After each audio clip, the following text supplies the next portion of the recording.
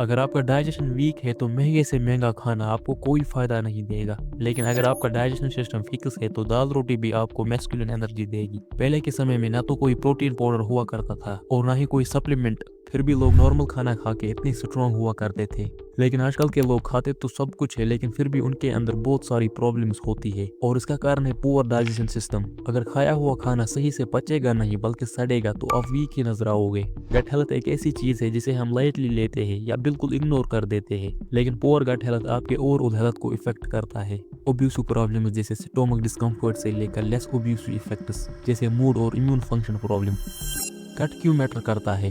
آج کل لوگ گٹ ہیلتھ اور مائکوبایو کے بارے میں پہلے سے ہی زیادہ بات کرتے ہیں، لیکن اگر یہ ٹاپک آپ کے ڈنر ٹیبل پر ڈسکس نہیں ہوتا تو یہاں کچھ بیسک پوائنٹس ہیں۔ جب لوگ گٹ مائکوبایو کی بات کرتے ہیں تو وہ ان سارے مائکرو آرگنزم کی بات کر رہے ہوتے ہیں جو آپ کے گیسٹرو انٹسٹینل میں رہتے ہیں۔ زیادہ تر لوگوں کے گٹ میں ہنڈرنس یا پھر 1000 different species of bacteria, viruses اور فنگی رہتے ہیں۔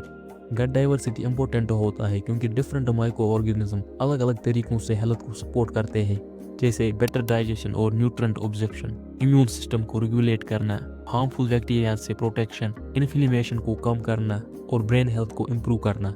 ساتھ ہی ایک ہیلدی اور ڈائیورس گٹ مائکرو بھی آپ کے اندر رسک کم کرتا ہے ایسی کنڈیشنز کا جیسے ڈائبٹیز، انفلیمیٹری بایو ڈیزیز، سوریٹیکل تھرائٹیز اور کچھ ٹائپس کے کینسر جیسے جی آئی ڈس آرڈر اور کارڈیو ویسکولر ڈیزیز۔ ایک ہیلدی گٹ آپ کو ان ساری کنڈیشنز کا رسک کم کرتا ہے۔ گڈ نیوز یہ ہے کہ آپ ابھی سے ہی اپنے گٹ کو امپروو کر سکتے ہیں، جس کے لیے ہم نے یہ ویڈیو بنائی ہے 5 simple ways to improve your gut health. Rohan ایک 28 سال کا سافٹ ویئر انجینئر تھا جو ہمیشہ بزی رہتا۔ یہ روٹین اتنی ہٹکے تھی کہ کھانا کبھی ٹائم سے ہوتا یا کبھی سکپ ہو جاتا، اور زیادہ تر فوڈز یا تو فاسٹ فوڈ ہوتے یا آفس کے فیس برگر۔ دھیرے دھیرے اس نے نوٹس کیا کہ اس کا پیٹ اسے ہمیشہ ہیوی فیل کراتا، جیسے اس کا پیٹ بھاری ہو، بلوٹنگ ہوتی ہے۔ جب وہ صبح اٹھتا تو اسے کلین فیل نہیں ہوتا، کبھی کبھی اتنا کانسٹیپیشن ہوتا کہ پورے دن وہ بے چین رہتا، اور ایسیڈیٹی تو آلموسٹ روز کی پرابلم بن گئی تھی۔ کام کا سٹریس بھی بڑھتا رہا، اور سٹریس بڑھتے ہی اس کا سٹومک اور زیادہ ریئیکٹ کرتا۔ رات کو اسے نیند ٹوٹ ٹوٹ کر آتی، صبح اٹھتا تو تھکان پہلے سے زیادہ ہوتی۔ ایک دن فائنلی اس نے ڈاکٹر سے کنسلٹ کیا۔ ڈاکٹر نے کہا اس کا گٹ ڈسٹرب ہو چکا ہے، گٹ میں اچھے بیکٹیریاز مر رہے ہیں اور ہارمفل بیکٹیریاز بڑھ رہے ہیں۔ سارے چیک اپس کرنے کے بعد ڈاکٹر نے سمپل ایڈوائس دی کہ وہ کھانے میں تھوڑا فائبر ایڈ کرے، پانی ٹھیک سے پیے، سٹریس کو کنٹرول میں رکھے اور سونے کا ٹائم فکس کرے۔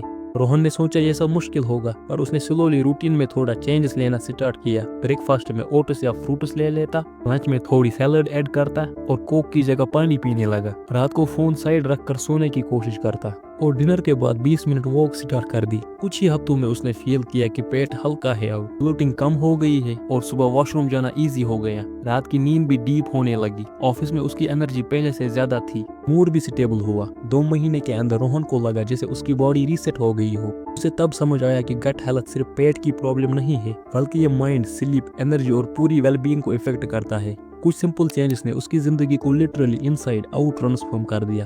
ڈاکٹر نے روہن کو صرف 5 ایڈوائس دی، جس میں سے نمبر 1 ہے add more fibre to your diet.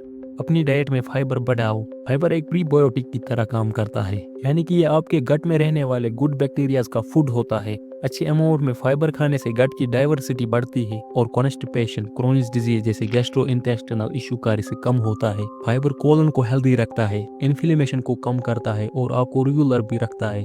لیکن زیادہ تر لوگوں کی ڈائٹ میں فائبر کی کمی ہوتی ہے۔ آپ کو per day 21 to 38 grams fibre لینا چاہیے۔ فائبر کہیں سارے فوڈز میں ملتے ہیں جیسے legumes, rajma, chole, beans, whole grains, avocados, sweet potatoes, Brussels sprout, tofu, berries, leafy greens, finally nuts and seeds. Number 2، stay hydrated. ہمیشہ ہائیڈریٹڈ رہو۔ پانی ہیلدی ڈائجیشن کے لیے بہت ہی امپورٹنٹ ہے۔ یہ آپ کی باڈی کو نیوٹرینٹس ایبزارب اور ٹرانسفارم کرنے میں ہیلپ کرتا ہے، باڈی ٹیمپریچر کو بیلنس میں رکھتا ہے، ڈائجسٹو ٹریکٹ کو پروٹیکٹ کرنے، میکیوز بننے میں مدد کرتا ہے اور کانسٹیپیشن کو پرمنٹ کرتا ہے۔ جب آپ کی باڈی کانسٹیپیٹڈ ہوتی ہے تو گٹ مائکروبیٹا کی کوانٹٹی اور ڈائیورسٹی دونوں کم ہو جاتے ہیں۔ اگر آپ ڈی ہائیڈریٹ رہتے ہو تو باڈی کچھ سگنل دیتی ہے جیسے تھرائٹس، ہیڈیک، ڈرائی ماؤتھ، کم یورینیشن، ڈیزینس اینڈ ٹائرڈنس۔ اس لیے روز کافی پانی پیا کرو۔ زیادہ تر لوگوں کے لیے 4-6 گلاس پر ڈے صحیح ہوتا ہے۔ Number 3، manage stress. زیادہ سٹریس اکثر ڈائجسٹو ڈسکمفرٹ کی فارم میں دکھتا ہے۔ جب سٹریس بڑھتا ہے تو باڈی میں ایڈرینالائن اور کورٹیسول جیسے ہارمون سپاک کر جاتے ہیں، جس سے ڈائریا، سٹومک پین اور ہارٹ برن جیسے پرابلمز ہو سکتے ہیں۔ گٹ اور برین کا کنیکشن بہت پاورفل ہوتا ہے۔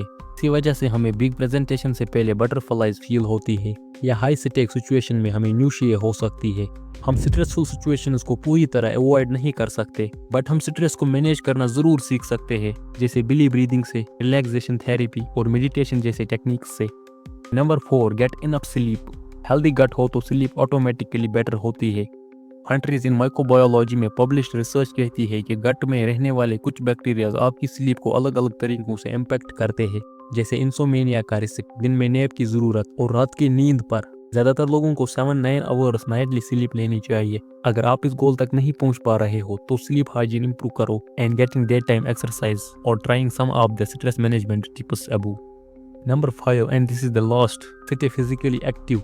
एक्टिव रहने के बहुत सारे फायदे हैं और ये एक इम्पोर्टेंट रीजन है। ट्रेंडर जर्नल में पब्लिश्ड एक सिस्टमेटिक रिव्यू कहता है कि 150-270 मिनट्स पर वीक का moderate to high intensity exercise कम से कम 6 वीक्स तक आपके गट माइक्रोबीटा पर पॉजिटिव इफेक्ट डालता है। अगर हम एरोबिक एक्सरसाइज को रेसिस्टेंस ट्रेनिंग के साथ कंबाइन करें तो रिजल्ट और भी अच्छा मिलता है। हम पहले से ही जानते हैं कि सेडेंटरी कम एक्टिव लोगों का गट माइक्रोबीटा एक्टिव लोगों से काफी डिफरेंट होता है। ये रिसर्च सजेस्ट करती है कि अगर आप अभी एक्टिव नहीं भी हो तो भी आप ऐसे ही एक्सरसाइज करके अपनी गट हेल्थ को इम्प्रूव कर सकते हैं।